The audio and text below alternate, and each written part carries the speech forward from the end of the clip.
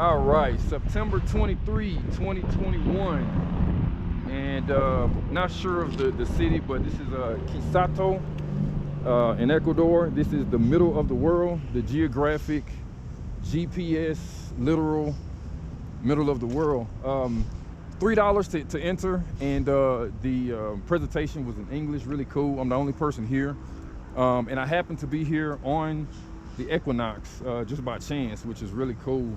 But what he explained to me was that though the equator does run, through the entire globe, man, this altitude is getting to me. Ecuador is the only place that has a mountain range both to the east and to the west to properly pinpoint the sun rising and setting. And that's the reason why this place was used to record not only the shape of the globe, but also to figure out exactly where the equator was and to make all the measurements.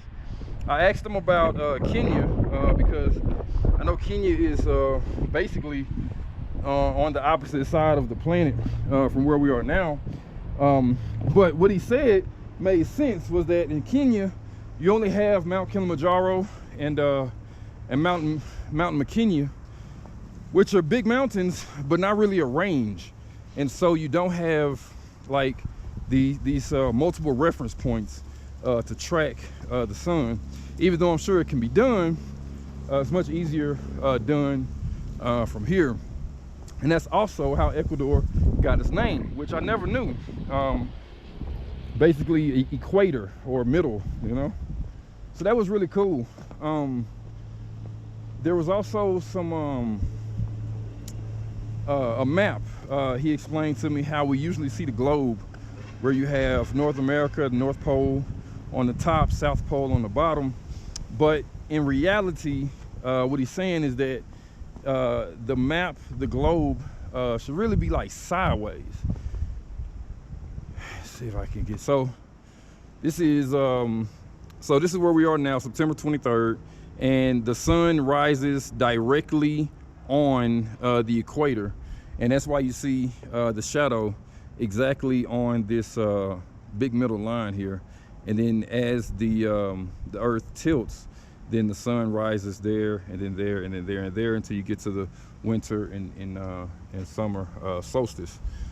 So like I said, I'm here coincidentally on a really cool day. But yeah, so if you separate the east, west, north, and south, it kind of makes more sense to see the world this way, where the north is literally on your left, as it would be if you were standing on Earth, and the south is to your right. East is straight ahead of you if you're facing east, and then west is behind you if you're facing east. So it just makes sense because north is not up, right? But anyway, I thought that was pretty cool. There's another middle of the world site, which I believe has like a museum and probably more fanfare.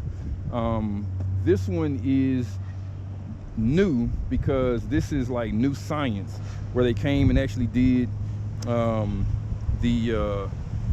GPS whatever. So that's one of the GPS things, and then this one I think is the US stamp for the equator.